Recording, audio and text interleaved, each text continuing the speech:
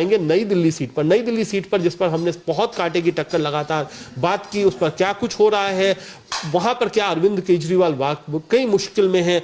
सबसे पहले रामेश्वर,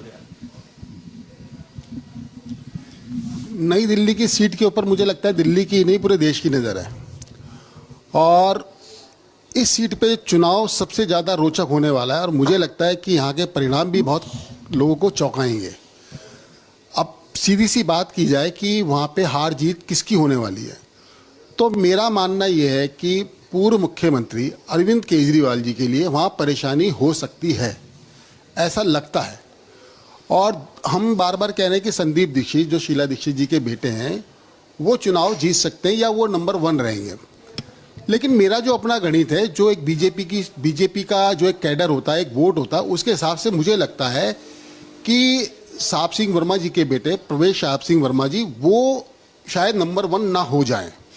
तो वहाँ का जो गणित है वो बहुत अलग है। और बड़ी बात यह है कि मुझे ऐसा लगता है कि अरविंद केजरीवाल जी से ज़्यादा मेहनत नई दिल्ली विधानसभा में बाकी के 2 इन प्रत्याशियों ने की है, तो मुझे लगता है कि रिजल्ट भी इन दोनों के आसपास ही रहेगा। मैं एक बात और भी दिल्ली चुनाव आयोग को लेकर मुझे बड़ा कुछ अजीब सा लगा कल मामला, कि कल शाम को 5 बजे तक उन्होंने बताया कि वोट परसेंट जो है वो 58% हुआ, और 1 घंटे के अंदर सिर्फ वोट प्रतिशत वो 2% बढ़ा। तो ये अजीब सा लगता है कि सुबह से चुनाव की जो गति थी वो बहुत ठीक ठाक चल रही थी, और 5 बजे तक हमें वो गति ठीक ठाक लगी। लेकिन इस मामले में चूंकि मैं जानता हूं कि कुणाल जी के चुनाव आयोग के अफसरों से बहुत अच्छे संबंध हैं, तो ऐसा क्या हुआ कि 1 घंटे के अंदर मात्र 2% ही इलेक्शन हो पाया, पोल हो पाया। ये बात भी लोग सोच रहे हैं, हम भी इस मामले को बड़े गंभीरता से देख रहे हैं, और हमें थोड़ा डाउट भी हो रहा है। अब उस पर भी हम आएंगे, लेकिन नई दिल्ली सीट पर चूंकि हम कर रहे हैं, संजय साहब क्या आपको लगता है नई दिल्ली सीट किधर जा रही है? सब इसको थोड़ा सा कॉन्टेक्स्ट में हम डालते हैं जी। वो इसलिए क्योंकि इस पे जैसे डॉक्टर साहब ने बताया पूरे देश की नज़र है। जब केजरीवाल जी ने शीला जी को अनसीट किया था 2013 में, उस समय उन्होंने उनको डिफीट किया था 25,864 वोटों से, ठीक है। और केजरीवाल ने जब पहली बार दूसरी बार ओथ लिया, जब प्रचंड बहुगण के साथ 31,000-30,000 से ज़्यादा वोटों से जीते, उन्होंने वर्ड टर्म यूज़ की थी, मुझे याद है। उन्होंने कहा था ये डिवाइन इंटरवेंशन है, राइट।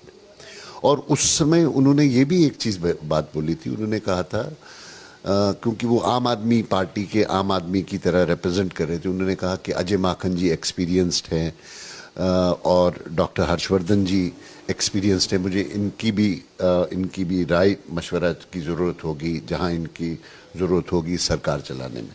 वो उसका क्या हुआ वो तो अलग की बात है। आज की डेट में डिवाइन इंटरवेंशन की बात कर रहा हूँ, केजरीवाल जी को भी डिवाइन इंटरवेंशन की ज़रूरत है, क्योंकि शीला दीक्षित जी के बेटे संदीप दीक्षित जी वहाँ से लड़ रहे हैं, और वो भी 2 बार के सांसद रह चुके हैं।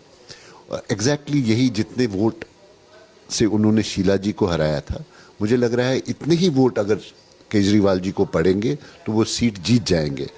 अगर इसमें थोड़ा सा भी वोट परसेंटेज कम हो जाता है तो अरविंद केजरीवाल जी, मैं क्योंकि लास्ट टाइम एक और चीज़ उस इलेक्शन में हुई थी, विजेंद्र गुप्ता जी जो है सीट पे लड़े थे, और शीला जी सेकंड पोजीशन पे थी। विजेंद्र गुप्ता जी की जो वोट काउंट थे जस्ट 500 वोट उनसे कम लाए थे, अदरवाइज शीला जी तीसरे नंबर पे आ जाते, राइट। और जब दूसरी बार जब कांग्रेस ने खड़ा किया कैंडिडेट, वो किरण वालिया जी थी, उनकी 5,000 से भी कम वोट पड़ी थी, राइट। इसका मतलब है कि बीजेपी का कार्डर, जैसे डॉक्टर साहब ने बोला, बहुत मजबूत है वहां पे बीजेपी का कार्डर। और परवेश वर्मा जी क्योंकि पूर्व मुख्यमंत्री साहिब सिंह वर्मा जी के पुत्र हैं। साहिब सिंह वर्मा जी जब दूसरी बार दूसरे चीफ मिनिस्टर बने थे खुराना जी के समय, आपको याद होगा, वो शालीमार बाग से उन्होंने 21,000 वोटों से डॉक्टर एच.सी. वत्स को हराया था, ठीक है। उसके बाद एक और चीज छोटी सी, जस्ट छोटा सा चीज बताता हूँ, जो लोवेस्ट मार्जिन से कोई चीफ मिनिस्ट्रियल कैंडिडेट जो आज तक जीता है वो सुषमा स्वराज जी है, 2,600 वोटों से हाउस खास से। उन्होंने फिर सीट छोड़ दी थी, साउथ दिल्ली लोकसभा से कंटिन्यू किया था, ठीक है। अब कहने का मतलब ये है मुझे जो लग रहा है बड़ा, मैं आपको स्पष्ट रूप से बता रहा हूं, अरविंद केजरीवाल जी न्यू दिल्ली से हार रहे हैं, परवेश वर्मा जी ये सीट जीत रहे हैं।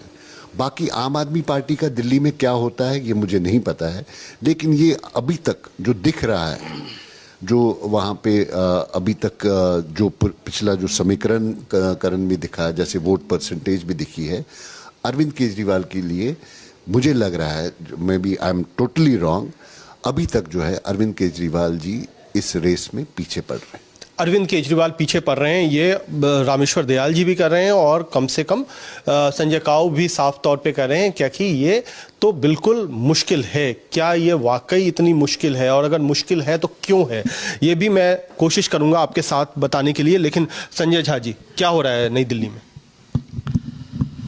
करीब 12 साल बाद जो है कांग्रेस अचानक से चुनावी परिदृश्य में मजबूती से शामिल हुई।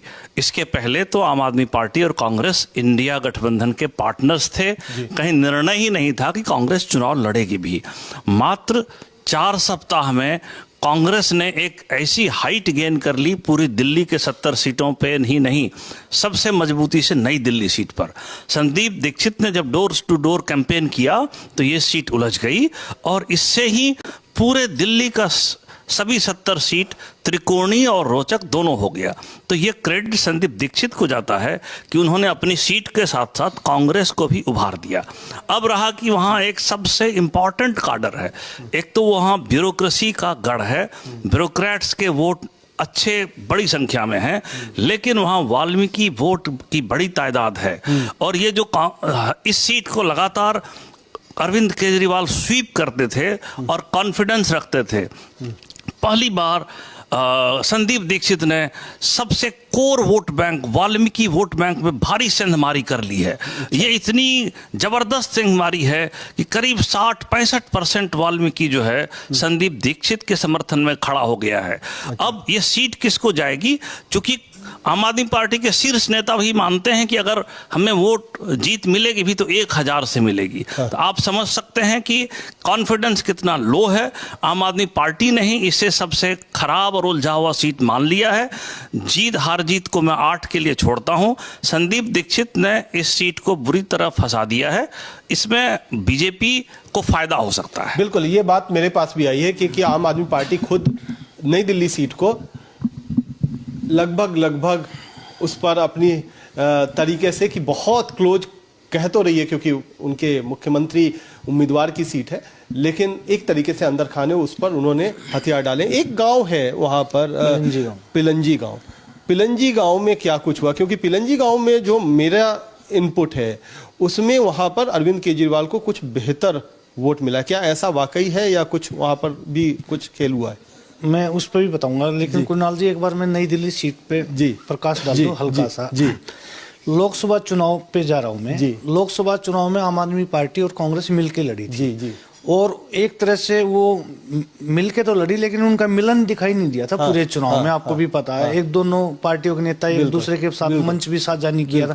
मतलब ऐसा ही मान लो जैसे भारत पाकिस्तान के बीच में कोई समझौता होना, युद्ध विराम जैसा मजाक किया, तो ऐसा ही इनका समझौता था। और तो किसी ने किसी का साथ नहीं दिया था। उस लोकसभा चुनाव में नई दिल्ली सीट से करीब 2500 वोटों से जो है बीजेपी हारी थी। जब सोमनाथ भारती आगे रहे थे। आगे रहे थे। बांसुरी स्वराज जो पीछे हुई थी, बहुत बेटर कैंडिडेट थी और मोदी जी की लहर थी वो। तब 2500 वोटों से बीजेपी हारी थी।